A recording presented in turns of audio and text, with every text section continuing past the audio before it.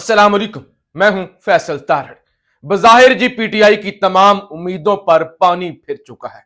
Peshawar high court जहां से सुन्नी इत्तेहाद council या पीटीआई कह ले रिलीफ मिला करता था, अब लगता यूं है कि पेशावर हाई कोर्ट को भी फतह कर लिया गया है। आज बहुत बड़ा फैसला सुनाया गया है पेशावर हाई कोर्ट की जानब से कि सुन्नी इत्तेहाद कौंसिल को मखसूस नशिस्तें नहीं मिल सकती। यानी 5 रुकनी लार्जर बेंच ने समाअत की। आपको मैंने बताया था कि कल भी इस हवाले से समाअत हुई थी। पीटीआई का कोई वकील ही पेश नहीं हुआ था ना। बैरिस्टर अली जफर ने कहा कि मैंने नहीं, बाबर अवान ने पेश होना था। बाबर अवान ने कहा नहीं, बैरिस्टर अली जफर ने पेश होना था। खैर, आज बैरिस्टर अली जफर साहब ही पेश हुए। समाअत हुई, सुना गया सुन्नी इत्तेहाद कौंसिल को भी, इलेक्शन कमीशन को भी और बाकी जो फ्री कैम थे। फैसला महफूज हुआ 12 बजे के करीब और कहा गया कि 1 बजे फैसला सुनाया जाएगा। 1:11 पर फैसला सुनाया गया। कहा गया कि मुतफिका तौर पे यानी 5 के 5 जज पीटीआई की तमाम दरखास्तें यानी सुन्नी इत्तेहाद कौंसिल को मखसूस नशिस्तें दी जाएं और फिर जनाब खवातीन और जो अकलीती हैं उस हवाले से जो इलेक्शन कमीशन का फैसला है कि बाकी जमातों के अंदर सीटें बांट दी जाएं, उस पर पाबंदी लगाई जाए। और उस पर हुक्म इम्तना भी दिया था शुरू में, आपको पता है, पेशावर हाई कोर्ट ने 2 रुकनी बेंच ने, और उसके बाद फिर ये 5 रुकनी बेंच बना था। और फिर उसके सामने जो है वो एडिशनल अटॉर्नी जनरल पेश हुए थे। उन्होंने कहा था कि हमें तैयारी के लिए वक्त दिया जाए। फिर समाअत जो है वो 13 जो है वो मार्च तक मुलतवी हो गई थी और उसके बाद 13 मार्च को कल समाअत हुई। पीटीआई का कोई वकील ही पेश नहीं हुआ और आज जनाब इसका फैसला सुनाया गया है। इसका मतलब क्या है? मतलब साफ है। पेशावर हाई कोर्ट के फैसले के मुताबिक जो है वो केपीके की असेंबली के अंदर भी मखसूस नशिस्तें नहीं मिलेंगी, कौमी असेंबली के अंदर भी, यानी कहीं भी। यानी अब जो कोई 93 के करीब पीटीआई की सीटें हैं ना केपीके की असेंबली के अंदर, वही रहेंगी। कोई अकलीतों की नशिस्तें या खवातीन की नशिस्तें नहीं मिलेंगी। कौमी असेंबली के अंदर भी यही सूरत हाल, पंजाब असेंबली के अंदर भी यही सूरत हाल। इसका इंपैक्ट क्या है? इंपैक्ट ये है कि आगे सेनेट इलेक्शन आ रहा है जिसका शेड्यूल जारी हो चुका है। तो उसमें ये 77 वोट बनते हैं, 77 सीटें बनती हैं मजमूई तौर पे 5 असेंबलियों के अंदर पीटीआई की नहीं मिलेंगी। तो इसका मतलब यह है कि पीटीआई का जो सेनेट के अंदर साइज है वह भी बहुत छोटा होगा। और फिर ये जो एक बेसिक राइट था, पीटीआई की सीटें थी, वो भी उन चोर उचक्कों को जो पहले ही इलेक्शन मैंडेट पर डाका डाल के आए हैं उनको मिल जाएंगी। यानी उनकी तो चांदी हो गई ना, बल्कि उनको मिल गई। अब क्या यह फैसला मेरिट पर आया है या यह मेरिट पर नहीं आया? अगर बैरिस्टर अली जफर साहब के दलाइल सुने तो उनके मुताबिक तो इस माजी में ऐसा प्रेसिडेंट मौजूद है कि इलेक्शन कमीशन अगर सुन्नी इत्तेहाद कौंसिल को यह सीटें देना चाहता तो दे सकता था, क्योंकि माजी में ऐसा हो चुका है। बाप पार्टी ने कोई लिस्ट भी जमा नहीं करवाई थी, आजाद उम्मीदवार जीते थे फाटा से और बाप पार्टी में गए थे, उनको मखसूस नशिस्त मिली थी। फिर पीटीआई ने ही 2018 में मखसूस नशिस्तों की लिस्ट देर से जमा करवाई थी और लाहौर हाईकोर्ट ने रिलीफ दिया था। उस वक्त जाहिर हवाओं का रुख कुछ और था और पीटीआई को मखसूस नशिस्तें मिल गई थी। तो साफ इसका मतलब है कि इलेक्शन कमीशन अगर चाहता तो यह कर सकता था। अब क्या पेशावर हाईकोर्ट मैनेज हुआ है? क्या पेशावर हाईकोर्ट फतह हुआ है? क्या पेशावर हाईकोर्ट से भी अब कोई रिलीफ नहीं आया करेगा? देखिए, सबसे पहले इस दरखास्त को कहां पर चैलेंज किया गया? पेशावर हाईकोर्ट में। सबसे पहले लाहौर हाईकोर्ट में या सुप्रीम कोर्ट के अंदर या इस्लामाबाद हाईकोर्ट के अंदर चैलेंज नहीं किया गया, पेशावर हाईकोर्ट के अंदर चैलेंज किया गया। क्यों किया गया? क्योंकि पीटीआई को उम्मीद थी कि पेशावर हाईकोर्ट से हमें रिलीफ मिलेगा। पेशावर हाईकोर्ट से हमें रिलीफ मिल रहा है, मेरिट पर फैसले आ रहे हैं, लेकिन अब नहीं मिला। तो क्या इसका मतलब यह है कि क्या पेशावर हाईकोर्ट फतह हो चुकी है? इसको मुकम्मल आप नहीं कह सकते, मुकम्मल आप यकीन के साथ नहीं कह सकते क्या वाकई ऐसा हुआ है। उसकी वजूहात है। एक दलील तो बड़ी स्ट्रांग है कि वाकई ऐसा कि पेशावर हाईकोर्ट फतह हो चुकी है कि जब पेशावर हाईकोर्ट ने हुक्म इम्तना दिया था कि स्पीकर कौमी असेंबली को हदायत की थी कि मखसूस नशिस्तों के हवाले से हुक्म इम्तना है, स्टे ऑर्डर है, हलफ ना लें। कौमी असेंबली के अंदर हलफ हो गए। पंजाब असेंबली के अंदर भी हलफ हो गए। अब बड़ी तौहीन अदालत और पेशावर हाई कोर्ट ने इस मामले को नहीं उठाया कि हमारे हुक्म इम्तनाअ के बावजूद, हमारे स्टे के बावजूद कैसे कौमी असेंबली के अंदर हलफ हो गया, हमारे फैसले का इंतजार क्यों नहीं किया गया।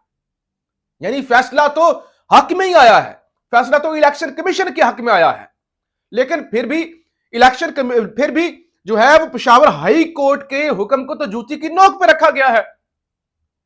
अब एक दूसरी दलील यह भी है कि वो कहते हैं जी नहीं जी, पेशावर हाई कोर्ट की जुरिडिक्शन नहीं बनती, पेशावर हाई कोर्ट पेशावर तक है, केपीके तक है, पंजाब तक नहीं है, वफाक तक नहीं है। अच्छा ठीक है, समझ आती है।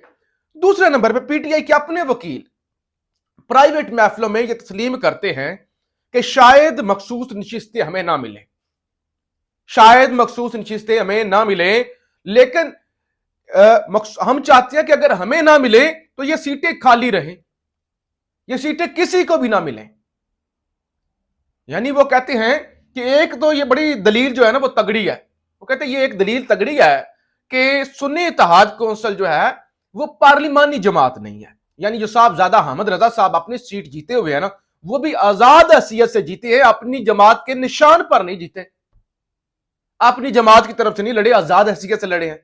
लिहाजा सरबराह ही आजाद लड़ रहा है जिस जमात का, तो उसके पास पार्लिमानी कोई सीट ही नहीं है तो सही साहबजादा साहब जीते हुए हैं, लेकिन आजाद हैसियत से जीते हुए हैं, तो फिर जो आजाद हैसियत से जीता हुआ है उनकी पार्लियामेंट के अंदर नुमाइंदगी नहीं है, उनकी तो नहीं नुमाइंदगी, तो लिहाजा अब सीटें जो है वो नहीं मिल सकती, क्योंकि इंतखाबी निशान तो है इनके पास, सुन्नी इत्तेहाद के पास, लेकिन पार्लिमानी जमात नहीं है। ठीक है, अब यहां पे पीटीआई ने गलती क्या की है? एमडब्ल्यूएम मजलिस वहदतुल मुस्लिमीन में पीटीआई शामिल होने लगी थी और फिर अचानक कुछ लोगों ने एतराज किया कि नहीं जी अहले तशीयों की जमात है, इसके अंदर नहीं शामिल होना चाहिए, सुन्नी इत्तेहाद के अंदर हो जाना चाहिए।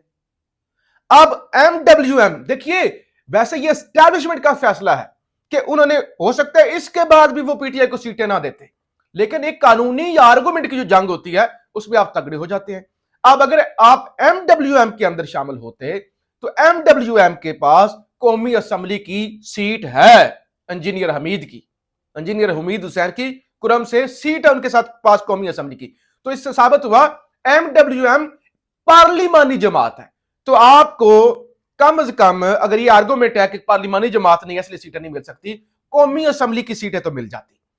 फिर एमडब्ल्यूएम का एक मेंबर पंजाब असेंबली से भी जीता हुआ है, पंजाब असेंबली से भी जीता हुआ है, तो इसका मतलब यह है पंजाब से भी आपको मखसूस नशिस्तें मिल जानी थी। हां, फिर यह डिबेट होनी थी, सिंध के अंदर एमडब्ल्यूएम का कोई मेंबर नहीं है, केपी के अंदर एमडब्ल्यूएम का कोई मेंबर नहीं है, तो लिहाजा कम से कम आपको वफाक और पंजाब की हद तक रिलीफ मिल जाना था।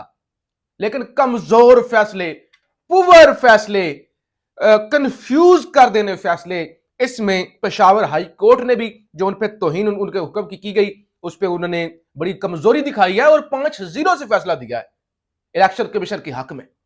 और पीटीआई की अपना भी कसूर है, लेकिन ये एक बहुत बड़ा धचका पीटीआई के लिए है कि आपने 77 सीटों पर पानी फेर दिया। आप देखते हैं सुप्रीम कोर्ट क्या करता है या आगे इसको किस तरह से चैलेंज किया जाता है। और फिर कमजोरी, कल के दिन इतना बड़ा केस, पीटीआई का कोई वकील पेश ही नहीं हुआ, 5 रुकनी बेंच था, लार्जर बेंच था, वो इंतजार कर रहा था, कोई वकील ही पेश नहीं हुआ। अच्छा, फिर जनाब अहम खबर, एक और खबर, इस्लामाबाद हाई कोर्ट के जस्टिस अरबाब मोहम्मद तायर ने इमरान खान से जेल मुलाकातों पर पाबंदी के खिलाफ दरखास्त सुप्रीडेंट अडयाला जेल को 4 वकला की इमरान खान से मुलाकात कराने की हुक्म दे दिया। तो लिहाजा ये इस्लामाबाद हाई कोर्ट से बड़ी खबरें आई हैं। आज उन्होंने कहा कि आधे घंटे के अंदर, ये पाबंदी नहीं हम मानते कि इमरान खान से मुलाकातें नहीं हो सकती, मैकेनिज्म सेट करें, कौन मुलाकात करना चाहता है, किस तरह करना चाहता है, जो मुलाकात करना चाहता है क्या उससे इमरान खान भी मिलना चाहता है या नहीं मिलना चाहते, फोकल पर्सन जो है वो बनाया जाए, जिसको दरखास्त दी जाए वो आगे बानी से पूछे और फिर मुलाकातों का मैकेनिज्म सेट हो। ये कोई नहीं कि मुलाकात नहीं हो सकती, ये नहीं हो सकता, आधे घंटे के अंदर अंदर। तो बहरहाल उसके बाद 4 वकला को इमरान खान से मुलाकात कराने का हुक्म दे दिया इस्लामाबाद हाई कोर्ट ने। तो ये एक बड़ा रिलीफ है इमरान खान के लिए। अच्छा, फिर जो ये करण अर्जुन है, हसन और हुसैन नवाज पाकिस्तान आए, जमानतें मिली, आज उनके इश्तिहारी का स्टेटस खत्म हो गया, यानी आज उनके वारंट जो थे ना, दायमी वारंट गिरफ्तारी, वो मनसूख हो गए हैं और उनको जनाब वापस मिल गया है, वो इश्तिहारी का स्टेटस वापस हो गया है। आज उनसे पूछा भी गया कि आपने तो कहा था कि आप पाकिस्तानी शहरी ही नहीं है, तो आप पाकिस्तानी अदालतों में पेश क्यों हो रहे हैं? तो हुसैन नवाज ने कहा मैंने तो ऐसा कभी नहीं कहा। यानी एक नंबर के झूठे, टीवी पर कह चुके हैं हम पे ये पनामा वाला नहीं केस लगता, हम तो पाकिस्तानी शहरी नहीं है, हम पे पाकिस्तानी कानून लागू ही नहीं होते। तो बहरहाल ये मामलात है, और भी बहुत अहम खबरें हैं जो मैंने आपके सामने रखनी थी, लेकिन चीफ इलेक्शन कमिश्नर, वक्त कम होता है, चीफ इलेक्शन कमिश्नर सदारती इलेक्शन में मुबस्सर बनकर 1 हफ्ते के लिए रूस रवाना हो गए।